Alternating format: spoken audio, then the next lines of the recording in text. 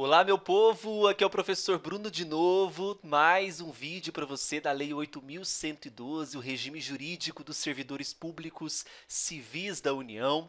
No vídeo anterior, nós estudamos dos artigos 1º ao artigo 4º, e o objetivo do vídeo de hoje é estudar dos artigos 5º ao 8º. Dos artigos 5º ao 8º, nós trataremos sobre disposições gerais a respeito de provimento. Então, nós vamos estudar aqui alguns requisitos de investidura, nós trabalharemos também com alguns conceitos iniciais de provimento. Então, é um vídeo muito interessante para você que estuda a Lei 8.112 e está se preparando para qualquer concurso que exija o conhecimento da Lei 8.112. Lembrando que nós estudaremos gratuitamente pelo meu canal do YouTube todos os artigos da Lei 8.112. Ok? Vamos então ao artigo 5º. O que o artigo 5º traz para nós? Ele traz para nós alguns requisitos básicos para investidura em cargo público. Lembrando que aqui são requisitos básicos, não necessariamente são apenas esses requisitos. Outros requisitos poderão surgir, como nós vamos ver daqui a pouquinho, que deverão decorrer em regra de uma lei. Quais são os requisitos básicos para a investidura em cargo público? E você encontra esses requisitos na maioria dos editais, que saem todos os editais. Por exemplo, a nacionalidade brasileira, e aqui não fala a questão de nato ou naturalizado. Temos ainda o aspecto do estrangeiro. Nós vamos ver daqui a pouco um parágrafo que fala sobre o acesso a cargo público de estrangeiros. Mas, em regra, é requisito ser nacional, então nacionalidade brasileira, gozo dos direitos políticos, portanto, não está com os direitos políticos nem perdidos, nem suspensos. A quitação com as obrigações militares e eleitorais, o compromisso, não ter votado nas últimas eleições, ter comprovado que votou nas últimas eleições, o nível de escolaridade exigido para o exercício do cargo. Alguns cargos exigirão nível médio, outros nível superior, outros ainda exigirá, além de nível superior, um nível superior específico, uma graduação específica, não é? A idade mínima de 18 anos, aptidão física e mental. Esses são os requisitos básicos para a investidura em cargo público.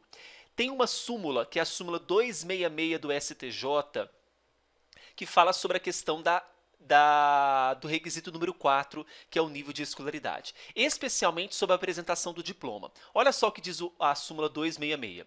O diploma ou habilitação legal para o exercício do cargo deve ser exigido na posse e não na inscrição para o concurso público. Muita atenção para essa súmula. Então, a apresentação do diploma, da habilitação legal exigida no edital é na posse, não pode ser exigida na inscrição para o concurso público. Tá? Aí traz ainda o artigo 5º, parágrafo 1º. Eu disse para vocês que aqueles são requisitos básicos, certo? Veja, as atribuições do cargo podem justificar a exigência de outros requisitos estabelecidos em lei. Então, veja, o que é mais importante nesse parágrafo 1º? Outros requisitos estabelecidos em lei. Por isso que vem a súmula vinculante 44, dizendo assim: só por lei se pode sujeitar a exame psicotécnico a habilitação de candidato a cargo público. Só por lei. Grave isso. Sujeitar o indivíduo a exame psicotécnico para ser admitido em cargo público só por lei. Aí tem ainda a súmula 14 do STF. É admissível, por ato administrativo, restringir, em razão da idade, inscrição em concurso para cargo público, desde que respeite os preceitos constitucionais, desde que para a atividade é exigida uma determinada idade, né? Até para segurança, para o exercício da própria atividade em si, conforme preceitua a própria Constituição Federal. Tá? Então, muito cuidado com essa questão da idade, que já caiu em prova, e também do exame psicotécnico. Parágrafo 2º, ele trará para nós a matéria sobre o acesso ao cargo público das pessoas com deficiência. O parágrafo 2º ainda está na legislação com nomenclatura antiga, diz pessoas portadoras de deficiência. Mas o Estatuto da Pessoa com Deficiência é bem claro, pessoas com deficiência. Ninguém porta uma deficiência. É como se pegasse uma deficiência e deixasse de lado. Muito cuidado com isso. Bom, aí o parágrafo 2º diz que as pessoas com deficiência é assegurado o direito de se inscrever em concurso para provimento de cargo cujas atribuições sejam compatíveis com a deficiência de que são portadoras. Aí vamos esquecer essa palavrinha portadoras. Para tais pessoas serão reservadas até 20% das vagas oferecidas no concurso. Então, lembre-se que para as pessoas com deficiência, até 20%. Só que os editais têm adotado o percentual de 5% previsto no decreto 3.298 de 99. A título de prova, considere esse percentual do parágrafo 2º da Lei 8.112 até 20%.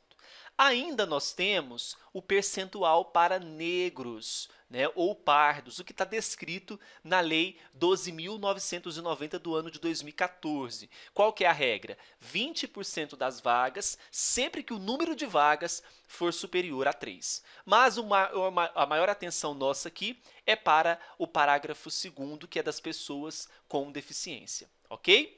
Lembra que eu havia falado lá dos requisitos, né, para investidura em cargo público, e nós tínhamos aqui a nacionalidade brasileira? Olha só o que prevê o parágrafo 3º. As universidades e instituições de pesquisa científica e tecnológica poderão prover seus cargos com professores técnicos e cientistas estrangeiros, de acordo com as normas e os procedimentos desta lei. Então, o acesso a cargos de professores técnicos e cientistas poderão ser atribuídos a estrangeiros, conforme prevê o parágrafo 3º e confronta aquele inciso 1º do artigo 5º, certo?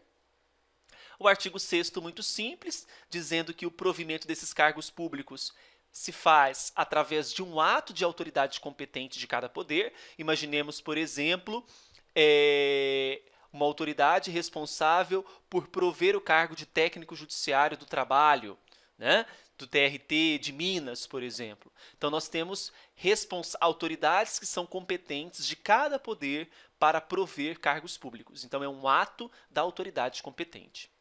A investidura em cargo público ocorrerá com a posse. Nós vamos estudar ainda o que é investidura, o que é posse, o que é nomeação. Mas não se esqueça desse artigo 7º. A investidura em cargo público ocorrerá com a posse. Bem, o provimento do cargo público, ou seja, um indivíduo que vai ocupar um cargo público, é importante que nós lembremos o seguinte: existe dois tipos de provimento. Existe o provimento originário e o provimento derivado. O provimento originário é aquele que inaugura. Então, por exemplo, você foi nomeado para um cargo público, inaugurou aquele provimento daquele cargo, a nomeação é provimento originário, porque inaugura.